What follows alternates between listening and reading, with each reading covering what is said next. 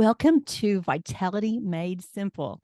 This is the podcast that's going to help you feel better, look better, and to enjoy better relationships. You know, life is all about relationships, and I have a very relationship-oriented guest today, Karen Hurd. She is a nutritionist. She has an incredible story. Her information today is going to help us have a longer and more vibrant health span. You know, that means more good years, and that's what we all want. I'm your host, Dr. Debbie Osment, and I sincerely thank you for joining me. Now, Karen, you are quite a fascinating person. Welcome today. Well, thank you. I appreciate being here. She has a unique area of expertise. She knows a lot of. I was telling her earlier that I'm so impressed with her ability to make difficult metabolic processes simple, and so she's going to do that for us today. But her unique area of expertise is in the area of how beans impact health and stress specifically today is one thing I really wanted to talk about. You're going to love the story of how she became this bean expert. So Karen, tell us about how you used beans to turn a potentially tragic situation around. Okay, yes, and it was very tragic. It was back in 1989, and my husband and I had just moved recently into a home. It was a parsonage. My husband had just accepted a pastorate, and so we moved into the parsonage, but they hadn't used it as a parsonage before. They had used it for Sunday school and whatever spaces. And so they were trying to clean it up because it had, needed a little bit of repair and the carpets were bad. And so they put down new to the house carpets, but they weren't new carpets. They were carpets that had been stored in one of the parishioners' garage for a long number of years. So, he just had it rolled up and it was just stored. It's like, hey, I have basically, decent carpet, we just lay it down. And so, now this was all done before my husband and I had arrived, to move into this place. And so anyway, we moved in, and it was shortly after that there was this outbreak of carpet beetles. So obviously they had been infested in this garage. And so then they were in a larvae form, and then they all hatched out, and there were not a few hundred of them. There were hundreds of thousands of them.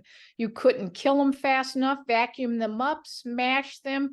You open up the drawers, they're running out of the drawers. They were everywhere. So I, although I hesitated because I didn't want to call an exterminator, because I had just recently served in the United States Army, and as one of my duties, I was the nuclear, biological, chemical warfare defense. What a mouthful. But what it means is that if an enemy attacks you with chemical weapons or nuclear weapons or biological weapons, how are we supposed to defend our troops? What am I supposed to do to protect our troops?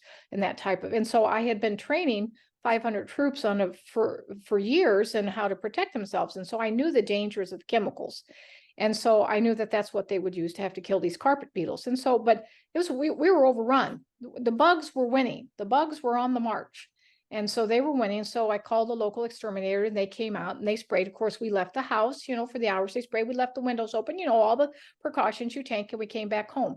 And then when we came back home, it was shortly after that all of us felt ill. And I had 3 children at that time. My youngest was Ruth, who was 18 months old. We all felt ill. But she went into seizures, and they weren't just, they were grand mal seizures. So this is where all 4 limbs are jerking, the eyes are rolled back in the head, and then they're frothing at the mouth. And so, of course, we rushed her to the emergency room. She came out of that seizure. They did an X-ray. They said it was double pneumonia, that somehow she contracted double pneumonia, which caused a febrile seizure, but her temperature was only 100 degrees, which is not high.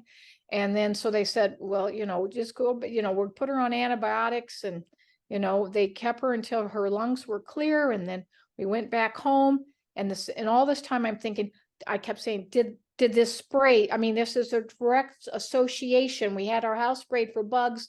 Now, and no, that could have nothing to do with it. She would have to ingest it. She'd have to drink the bug spray, not just breathe it in, and so we went back home, and she went into a second, we weren't home very long at all. And she went into a second seizure, and all of us are still sick. And this time the seizure lasted over an hour. It's an hour and 10 minutes long. And so this is the same grand mal seizure. And see, all of my Army training coming back to me, all the symptoms that I taught these troops of what a nerve agent poisoning looked like. And so she went back into seizures, and then the doctor in the emergency room, he was quite rattled. I said, I know it's got to be associated with the spray, and you have to give her atropine. It's the only thing that will reverse this. This is what we have to give to troops in the field, that if they were exposed to a nerve agent. He says, ma'am, we don't even have atropine in the hospital. I couldn't get a hold of it if I had to. He said, all we have is Valium. So he gave her the maximum amounts of Valium until he said, she's still seizing. I can't give her any more Valium because she'll overdose on Valium. And she's going to die anyway, because when you continually seize and her lungs were filling with fluid, because that was what happened before. Anyway, she was going to die. And my husband and I, we stood over her and we joined hands. And my husband prayed, dear God, you gave her to us. You could take her away. And then she stopped seizing. And then the physician wheeled around. He had his back to us at that moment. And he said, quick, let's do the spinal tap. Let's do the chest x-ray, because she stopped seizing. So, because you can't do any of those procedures when the child is in constant motion, when she's doing this jerking. And so they did, she had double pneumonia again. But she just got over it a few days ago. And, she didn't have, all of a sudden she has double pneumonia. That's how you die of a nerve agent poisoning, is your lungs fill with fluid.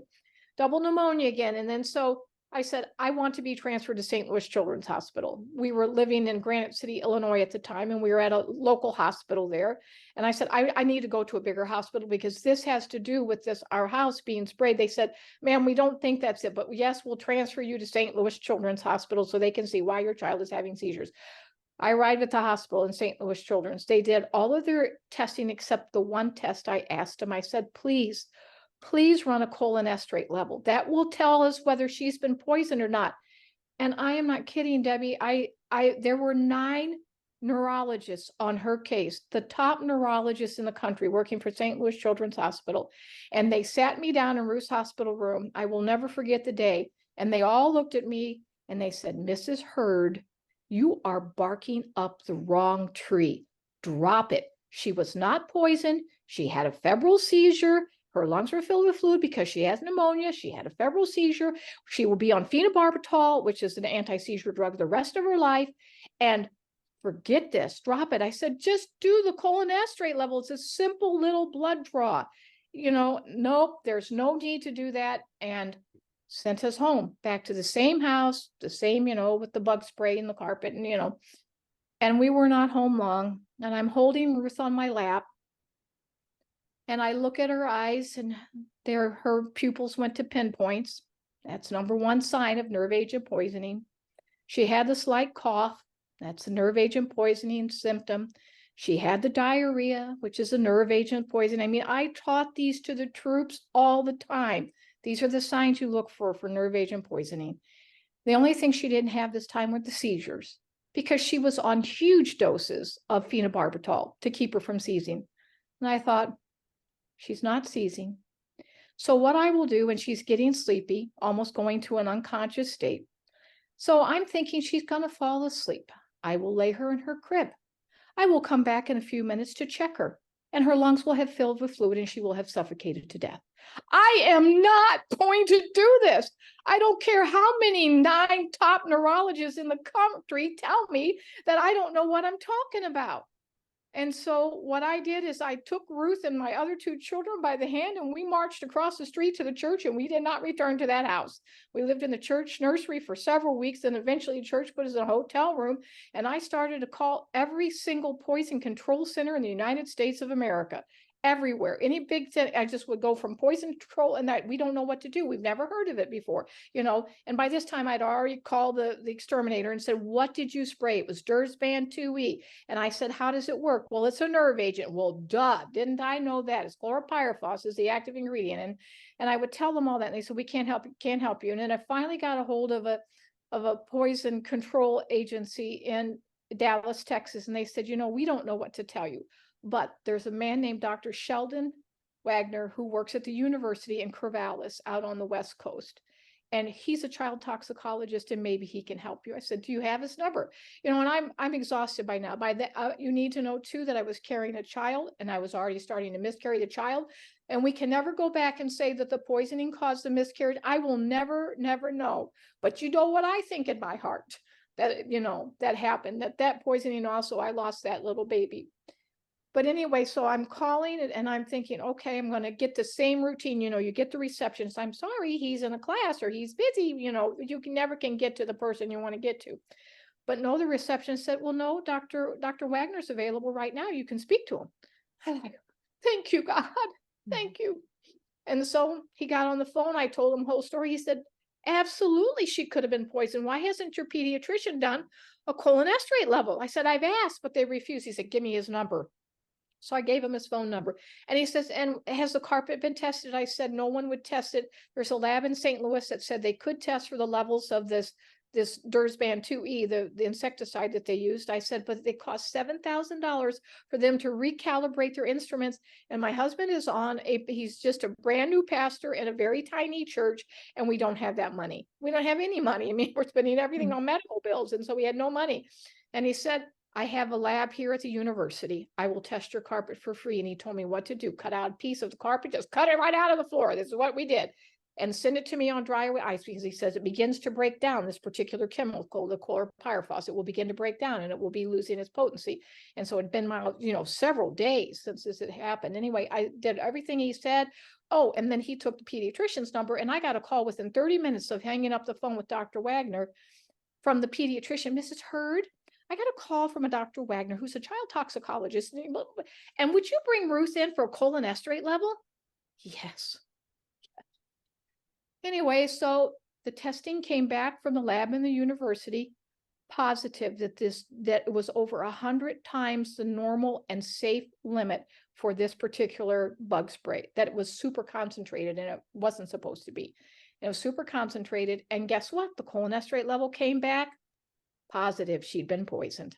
So actually the chief administrator of St. Louis Children's Hospital called me on the phone and said, Mrs. Hurd, I have already reprimanded all of those neurologists. They should have listened to you. I am so sorry. Please don't sue the hospital because, and I'm not a suing type of person. I mean, it's just, can we get my little girl well? That's all I care about, Mm-hmm. And so anyway, what happened is that then it was proven. Everything came back positive. The Illinois EPA had to come in and with air sniffers to say this is terrible, problem. They had to take the carpet by special waste hauler out, everything that was permeable, curtains, books, anything that could absorb the poison, all of it had to be taken out, thrown away.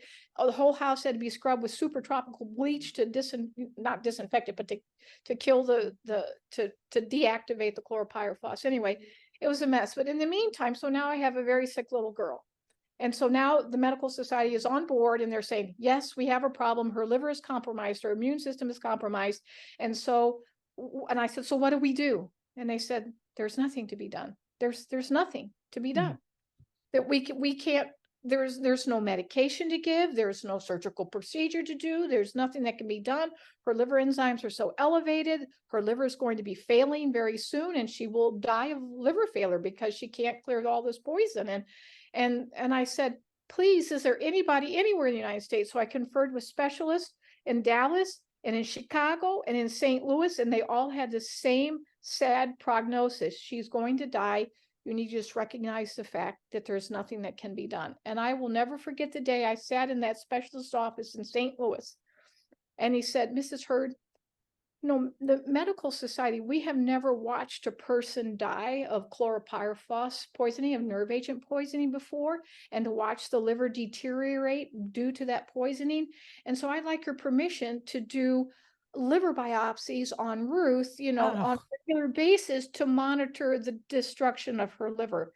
And I said, they're very painful, aren't they? Well, yes, they are, but we'll, give her, sedatives. So I said, I picked up Ruth. I said, I will no longer be seeing you, sir. And I left his office and never returned. And so then it's, where do I go?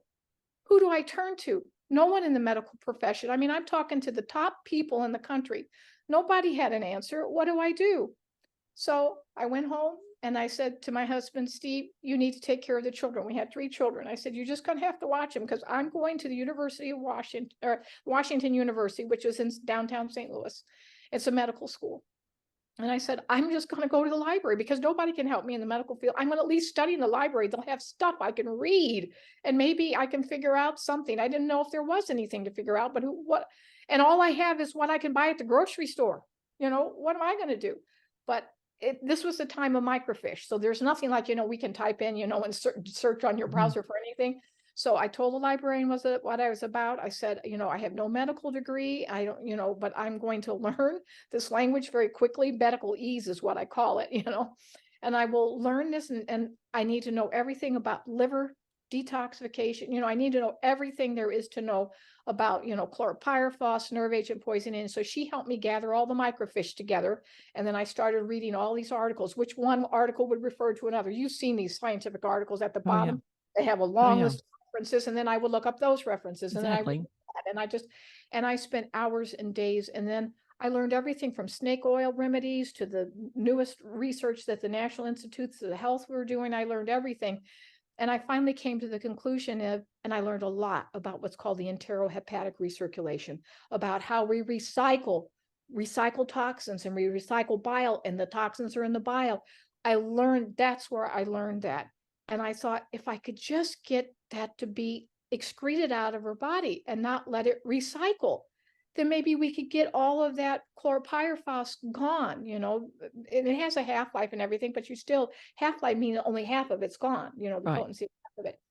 And so I came up with a diet and she wasn't eating at that point. She was so sick, she wasn't even eating. All she would do was nurse, and that would just be a little bit of time, then she was about 20 months old now. And so I put it in a little oral syringe, and I would force her to eat the soluble fiber or drink it. I put it in water. And then the things that I thought that she needed based on my reading. I hadn't anything else. I have a bachelor degree at that point in Spanish and a minor in German. This is not necessarily scientific field. It's not at all. And I have a little bit of training I had in the Army in chemical warfare, and so it's like, okay, they're telling me she's going to die anyway. And none of this is just food. It's just soluble fiber, and some nutrients, and that's it. So I could buy that at the store, which I did. And so I would put that in her mouth, and she would fight me, because I'm forcing her to drink this. I call it the green dragon because it was green by the time I was done, this color of it, because I had some alfalfa in there too. And anyway, so she started to get better. And then as she got better and better, then the physicians that I didn't ever take her back to the one that said, I want to do liver biopsies, but she had other physicians. We had a lot of physicians, and they said, she's getting better. And it's just like, whatever you're doing, keep doing it. Her liver enzymes coming down, everything. She got well.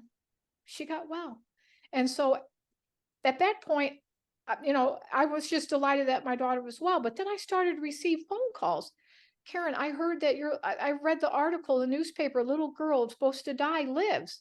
I said, what article? What newspaper? Well, the St. Louis Globe Democrat. I said, well, nobody's called me or talked to me or anything. I mean, I never had anybody interview me or anything. They said, yeah, there's an article in the paper about it. So I actually had to go and look it up, and say, oh, there is an article. And they had my name in it, and somehow they got my name, I guess, everywhere you can find where people are. And people are starting to call me and saying, Karen, I have a daughter, I have a son, my husband, my dad, they're sick and no one's been able to help them. And you were able to solve your daughter's problems. Maybe you can help. And I said, I am not a doctor. I am not a nurse. I don't, I don't know how to do, I'm not a physician, nothing, and they said, we don't care. And I said, they would tell me such terrible, heartbreaking stories, and then I would say, well, I could go down to the Washington University library and read about it, and then I can make a suggestion. But the only tools at my hand are what you can buy in a grocery store. I mean, I don't have medications, I don't have shots, I don't have anything. They said, we don't care. And so then I would start to tell these people, I said, and you can't hold me liable because I don't, and all you're doing is food anyway, so these people started to get better. And then I got a call from from Southwestern Bell Telephone, who was occupying One Bell Tower at that time in downtown St. Louis, is the highest skyscraper. And they said, we have had dozens and dozens of employees demand that we have you come in to be a brown bag speaker. It's a lunch, they get their lunch and they have a speaker Mhm. come up, talk about whatever. And they want you to come and talk about health. And so we would pack that auditorium. It held 300 people, and we would pack that auditorium, and I would go week after week. Then the St. Louis Catholic Parish asked if I'd start teaching the parents and of the school children about nutrition. And then Drury Inns called me and said, and they have a lot of Drury Inns in the St. Louis area, we want you to start doing brown bag. And finally, the University of Missouri called me and said, we'd like you to begin teaching nutrition classes. And I said, I don't have any credentials. They said, we know, get them. And so then I enrolled and got all my certification as a nutritionist, and then I opened an official practice, and then that's how it all started 30 years ago. Yeah.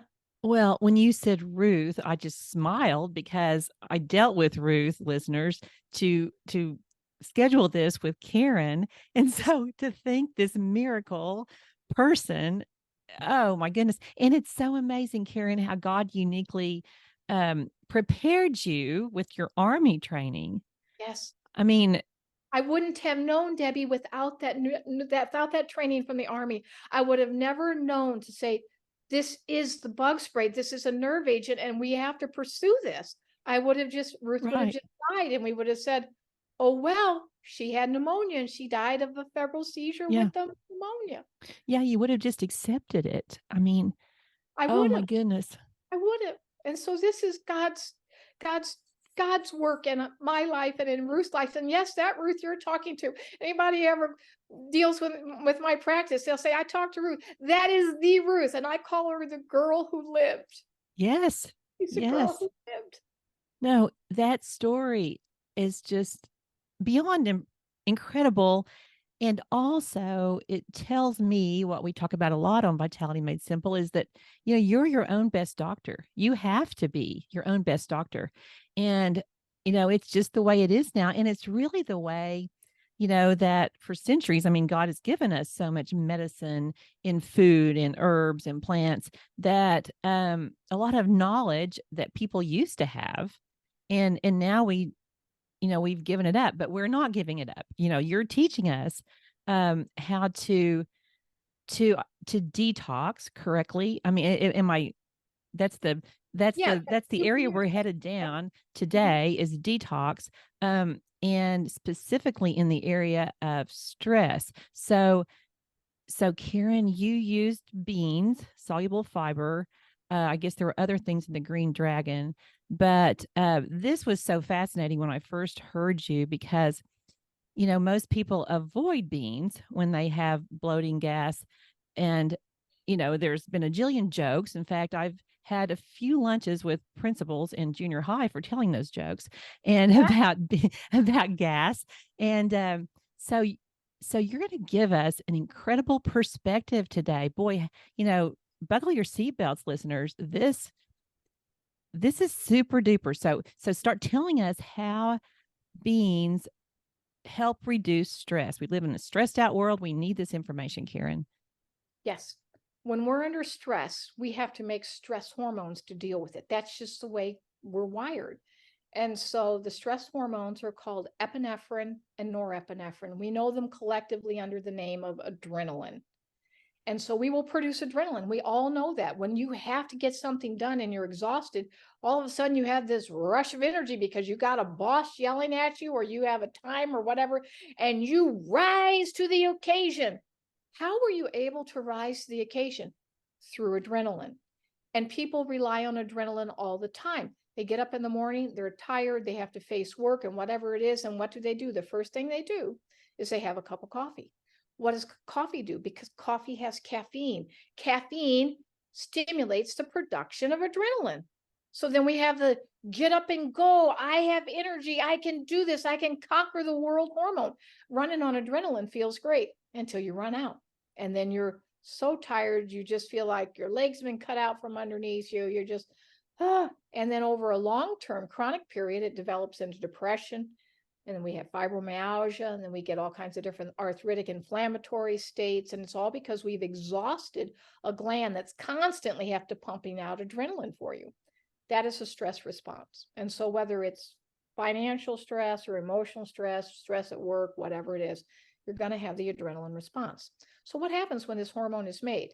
Well, it gives you the energy and the clear thinking ability, everything that you wanted it to do. But then what happens to it? Is it used up? No, it's not used up, because the unique property with a hormone is it triggers a receptor site on a cell to do the action, make you stronger, make you brighter, smarter, to do the action that is needed. And then when it releases the receptor site, the hormone is not used up. It's still intact. So then it can go to the next cell and the next receptor site and stimulate that cell, and on and on and on.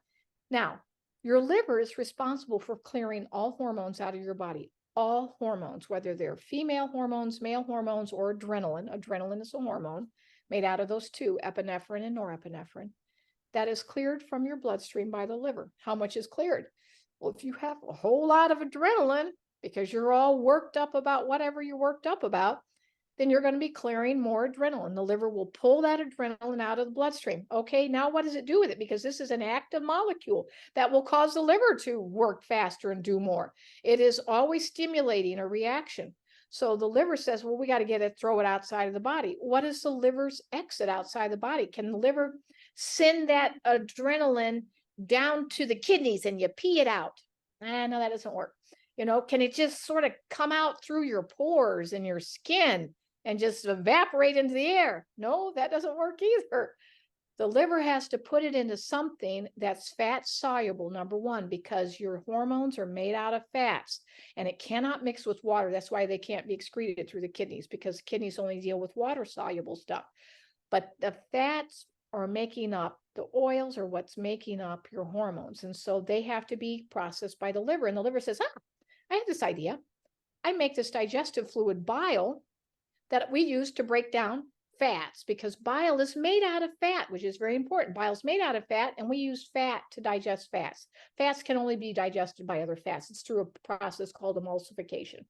And so the liver says, I can take this fatty hormone, this hormone made out of fats, I can put it into the fat carrier bile, which I'm making anyway to digest the food that she's eating, and send that down to the gastrointestinal tract. And it does. It goes via the gallbladder, and then the gallbladder releases this bile into your gastrointestinal tract right here.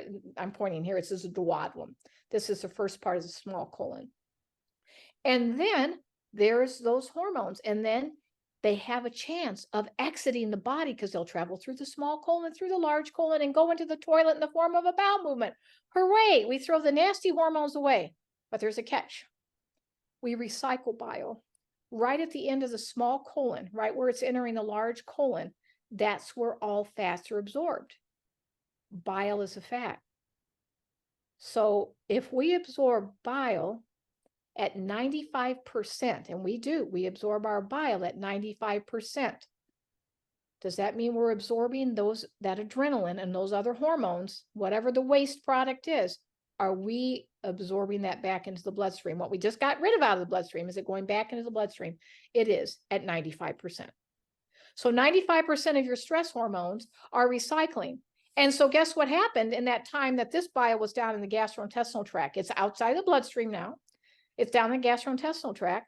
Well, you made more stress hormones because you're still stressed out. So you made even more stress hormones. So now the liver has to clean out the new hormones plus the old hormones, and that goes into the bile fluid. And so now your bile has more of the hormones. The concentration grows and grows in your bile fluids. And then when that hits your gut, when it hits that duodenum, you need to understand that that is what's creating the gas. It's not beans that create gas. It's hormones that create gas. We have two processes to digest food. The first one is where we go through a digestive process where we use digestive enzymes to break down the food into small particles so that it can be absorbed through these little hair-like projections off the intestinal wall called villi. And then all of those nutrients go through the villi and into the bloodstream and nourish you. We have to be able to break our food molecules in little pieces to be able to absorb them. Our digestive enzymes do that. That is the primary and the preferred way to digest food. There is a second way to digest food. It's called fermentation. We can ferment the foods. It's just like taking grapes and making them into wine, taking cabbage and turning it into sauerkraut. That's a fermentation process. I want you to think about those two fermentation processes I just mentioned, grapes and cabbage, one going into wine, one going into sauerkraut. If anybody's ever done either one of those processes, there is gas release and a very distinctive odor that is produced. You can smell a winery from miles away. And boy, if you've never made sauerkraut, oh, you can smell it when you lift that lid, to check how they're doing, stir it up a little bit. Woo, it smells. It's because of the gas, because that's how we smell things, is through gas. Fermentation always, not sometimes, always creates a byproduct of gas. So digestive enzymes don't. Fermentation does. Well, so what's triggering the process of fermentation? Because the body's preferred method of digesting food is through the digestive process of digestive enzymes. So how did we switch over into the fermentation mode? There's only one thing that moves us into fermentation mode. There's a pathway to turn it. It's called the fermentation pathway. And you have to have a trigger. And the trigger is a hormone. A hormone triggers the process of fermentation. So if you have a lot of hormones, and remember, I told you those hormones don't lose their vitality. They're going to trigger reactions wherever they go, whether they're in the bloodstream, whether they're in the liver, whether they're in the bile in the gut. They are going to come into contact with cells and they are going to trigger a reaction. That's their job. And so they trigger the reaction in your gut and you have fermentation. And when you have fermentation, you have gas. If the gas is all up here in your duodenum, you will burp it up. If it's further down in the gastrointestinal tract, it has to come out the other way. We call it flatulence. And when you ferment something, you're coming up with something called methane gas, CH4, and it's stinky. There you go. That's it. So it's hormones that create gas. So people say, if I eat beans, I have gas. And my question is, well, you're not eating beans now, are you? And they said, are you kidding? They cause gas. So I say, so you have gas now, and you're not eating beans because you say they cause gas. So what's causing your gas? Not eating beans. What's causing your gas? Something besides beans is causing your gas. Yes, it's the hormones. And how do you get rid of hormones? You have to find something that will bind with this bile and not let it be reabsorbed into the bloodstream at 95%.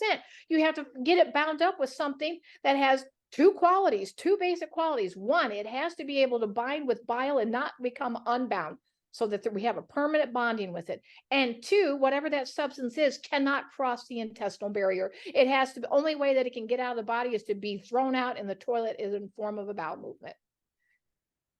There is something that has both those qualities. The name of it is soluble fiber. Soluble fiber is found in beans, pinto beans, navy beans, lentils, black beans, garbanzo beans, which are also called chickpeas, red beans. It's the little hard things that we soak and we boil.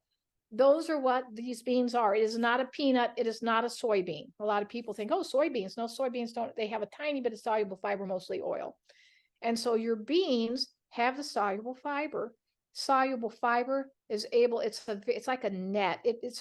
I called it I said a chemical bomb before. It'd be very strict for those chemists that might be listening to this. It's actually a polysaccharide net. It captures the micelle. The micelle is the molecule of bile that's made out of a fat. It's like it catches it in this net that's got such a fine mesh that big oil molecule cannot get out of the net. And it's forever trapped in there. And so the bile, as I say, the bile, and they meet, by the way, the bile is released right up here in your duodenum, and that's where you're swallowing these beans that have the soluble fiber. They meet in the duodenum, and they see each other from across a crowded duodenum, and they rush into each other's arms, and they get married. And there I need is some music here, Karen, in the background. Oh yeah, somebody needs to play. And then so they are married, and there is no such word as divorce. They will never come unbound. And so they travel through the jejunum, which is the next part of the small intestine, into the ileum, the third part of the small intestine. They reach the ileocecal valve, where they're going to cross into large colon, but just on the inside, this part before you get to the outer part. So it's on the near side of your abdomen, the center, towards the center.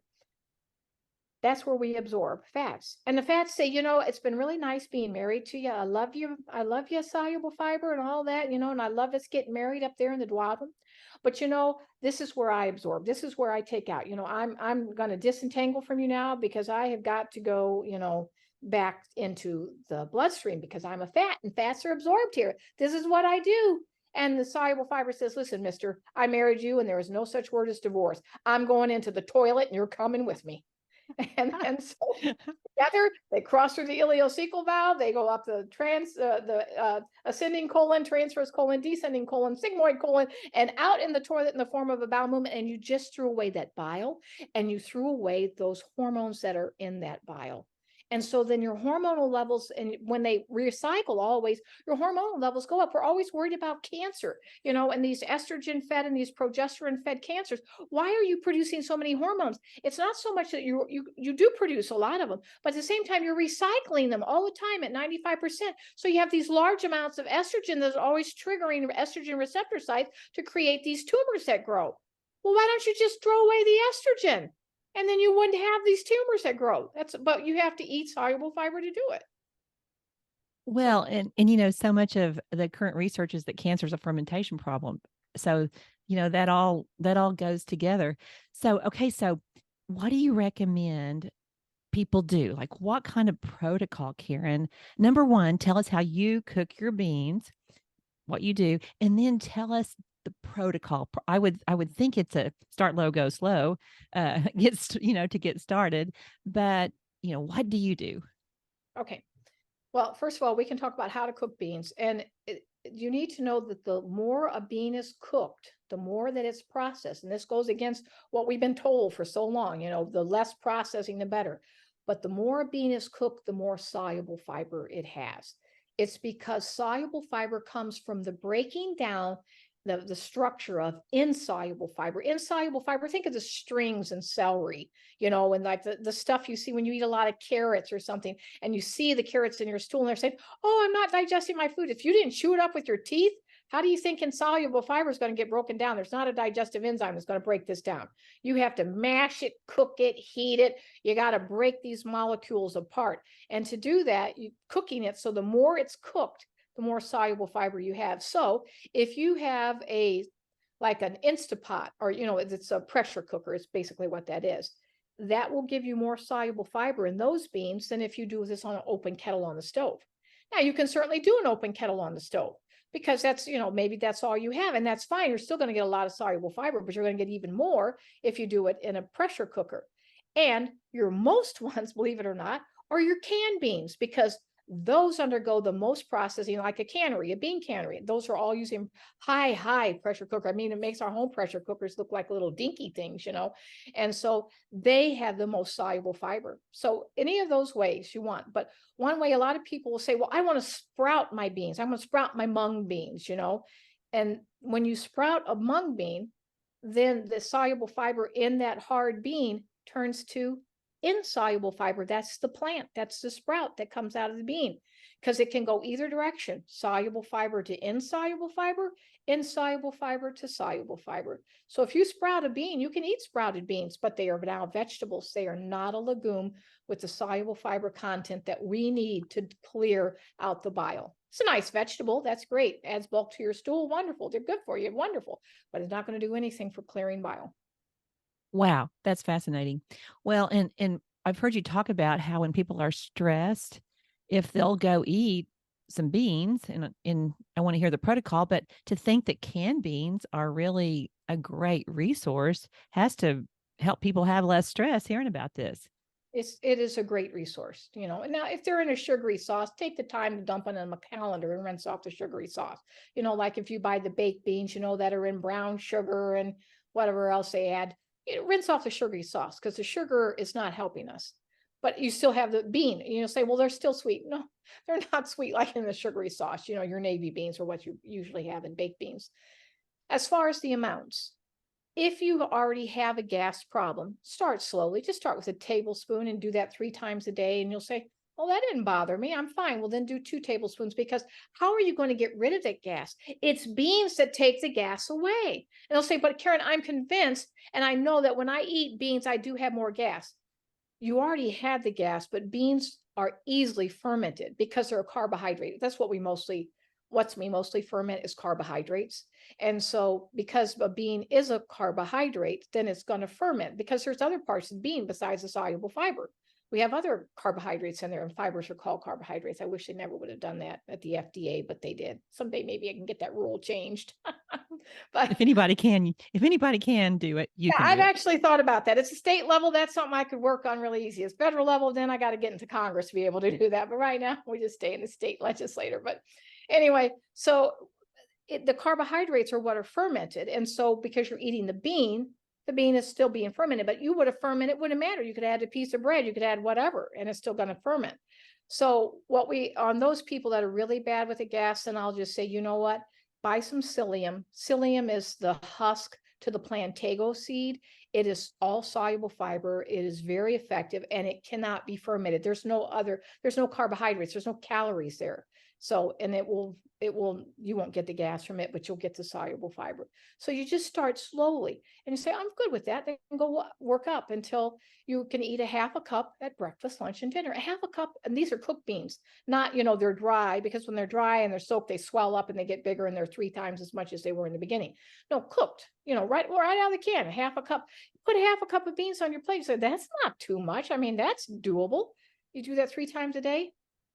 That's great. And then if you're under stress, then you would want, just let me eat a tablespoon of beans every 20 minutes that I think about it, because you will notice immediately your stress levels go, because you're not recycling this bile. And I should tell you this too, because most people think that, bile is recycled, maybe once a day. No, it depends upon the person's motility, how fast things are moving through your gastrointestinal tract, but it can be from 20 to 70 times a day you're recycling this bile. So if you can interrupt this, every time, then you're basically carrying out 100% of these recycling hormones, and they never recycled then. So you're not getting that extra load of hormones in your bloodstream, because when they come back in the bloodstream, they're free and loose again. Let's cause anxiety. Too many hormones cause anxiety. Too little hormones cause depression. I'm specifically talking about adrenaline right now. If you have too much adrenaline, too much epinephrine and norepinephrine, you will have panic, anxiety, generalized anxiety, where you're like, I can't stand the crowd, it's driving me crazy. All the noise, it's just, I'm overwhelmed. I just got to, take a deep breath, all that's too much adrenaline. And then the depression, I'm just so tired. I don't care about living anymore.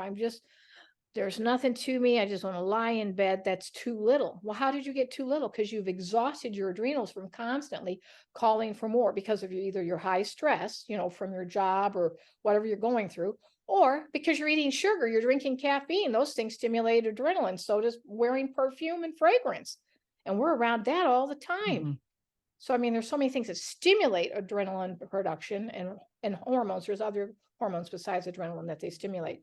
And then we just got to avoid those as much as possible, and then eat our beans or our psyllium. What's so exciting about this is that people can do their own experiment, their own N of 1.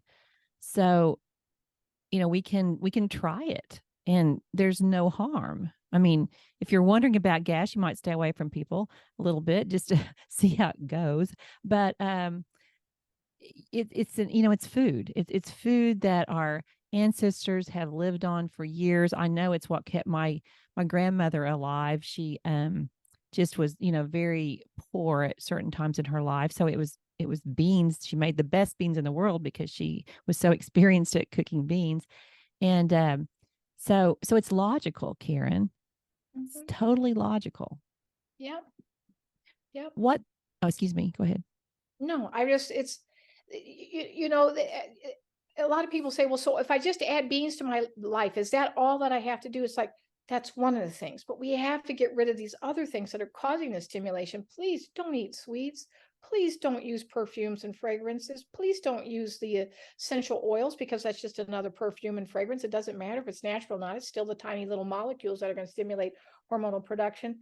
Don't do bad things for yourself. Don't eat the chocolate. People say, well, dark chocolate's good for you. It has all these, antioxidants. Well, but it comes with caffeine. So it's just like, because it has a little bit of good, you could say poison ivy is good for you because it has a lot of antioxidants. I do not recommend you eat poison ivy. I want to make that very clear. Do not eat poison ivy. You will get very sick. Okay. But I mean, it has antioxidants.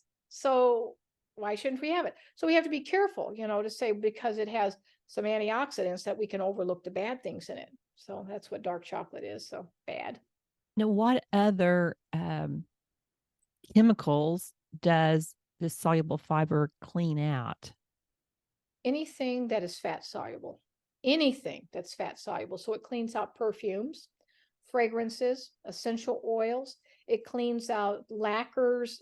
So like if you're refinishing your house, and you've got paints and, you put a stain down on the floor and then polyurethane on top of that, all those smells, or new carpet smell, those are all types of different, they're called volatile organics, that you can breathe in and they can stimulate things. And so that soluble fiber clears all those things and all your hormones. And it is hormones that are making most of our problems in our body.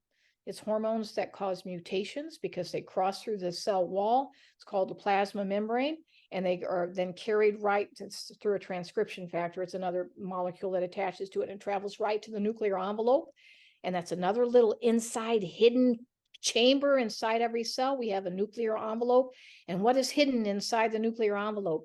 A full copy of your DNA, 100% full copy of your DNA. And it gets in there, these little tiny molecules, these are hormones, and then they attach onto, they cross through the nuclear envelope by diffusion. They don't even need, normally to get into a cell or into the nuclear envelope, you have to have a pore. You have to have a gateway, a door, and you knock on the door and say, can I come in? Okay, yeah, we allow you in, or no, we don't allow you in. We don't like you, and there's different doorways. And so with a hormone, they're so tiny that they just diffuse, which means they just walk through the wall. It's just like a ghost. They just walk through a wall.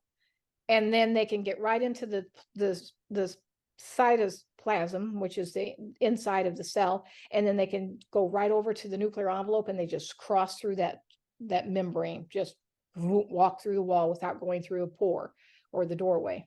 And then they attach to your DNA. And what happens when they attach to your DNA? It swaps out. You have these nucleotides. They're what make up our DNA, and it swaps them out and puts them in different order. And some of it, it's all random. If it lands on a place that doesn't really make any difference, no problem. But what if it lands on where the P53 gene is made? P53 gene is our #1 defense against cancer. It's just like, okay. And then once you damage the DNA, the next cell that is made from that cell, because all cells have a cell life, like the cells in your gastrointestinal tract that line your gastrointestinal tract, they live for 3 days. Every 3 days, you have a new gastrointestinal tract linings. Or bone cells live for 2 years. It depends. Your endocrine system cells that produce hormones, they live for 3 months. So every cell has a certain lifespan. And then when it dies off, it's replaced with a cell that's replicated from the dying cell. Well, what's it replicated from? The DNA, the damaged DNA, the mutated DNA from all this hormonal waste that we just let ride through over and over and over. It's just our bodies are rife with all these excessive amount of hormones because we don't eat soluble fiber anymore. It used to be everybody had beans. Right. It was on everybody. I mean, 100 years ago, you had beans 3 times a day. Nobody thought about it. Now somebody says beans. That sounds nasty. I only have that, if I'm having we're at a football game or something and I'm having hot dogs and baked beans or something, it's like, we need to eat them 3 times a day, everybody. No, and thanks to you, we're certainly eating them more. We're putting black beans on our salads and just, all kinds of things. So in closing, this is just fascinating. And I know I'll have a lot of comments because you've given us a very different perspective, and I appreciate your time and your generosity. How can people find you, Karen? You can go to just KarenHurd.com. That's my website. It's just my name, Karen, Karen, traditional spelling. Hurd is HURD. So KarenHurd.com. And then I'll take you to my site, and then I have all these courses, and you can enroll in a course. And if you enroll in a course, you need to understand, then I'm with you forever. Well, I mean, someday I will die too, but hopefully that'll be at 120. Did you know mankind can live to 120 years? That should be another podcast for another day. I should talk about that. But anyway. That'd be fun. but then Ruth, everybody's heard Ruth's story today. Ruth will be taking over my business someday when I'm passed on at 120. She'll be in her 90s by then, but then she'll still have, another 30 years and she'll have one of her kids running it. But Uh-huh. anyway, but if you enroll in one of my courses, then you have unlimited email contact with me that doesn't cost you. So you watch the course and say, oh, now I understand about my gallbladder or about, my arthritis, whatever you took the course on. Diabetes, I have 17 different courses. And then you can email me with questions or like, I'm on this medication. What should I do? Whatever. And then we will answer you back, and you can email me as many times as you want. And that's just it's a one-time cost. So it's not that expensive. The course is $250 unless you Well, get so yeah. I think it's incredible how how fast people spend that money if they're really sick. I mean, that's If one you go into visit. the doctor's office one time, it's more than $250 just to go in, to be seen once. Yeah. Exactly. Well, and I think, Karen, it's very much the trend of decentralized health where people can get educated and make decisions on their own. I'm very much in favor of empowering people to take hold of their own health span, their own vitality span, and to be able to do things at home and to ask their doctor intelligent questions and to increase their physician's outcomes if necessary when they're having to have some kind of procedure. So this information is incredible. I can't thank you enough, and I want to continue the conversation about living with a good health span. I had a patient who literally her goal was to live to be 100. I called her Amazing Amy, and she was just darling. And she had 100 good years and 2 bad days. And literally she said, okay, Lord, I'm ready to come home. And it was just so inspiring because that's what we want. We want this long and vibrant health span. Yes. So Yes. thank you, Karen, and thank you, listeners. Thank you all for subscribing and for sharing. Vitality Made Simple is now in 103 countries, and I think we're at 28 or 2,900 cities. I should have looked, but I didn't. And that's because of you. And please join me on Instagram. We have a lot of fun there, and we'll be putting Karen's interview on YouTube soon. So share it with your friends. Keep listening, keep subscribing, and blessings until next time.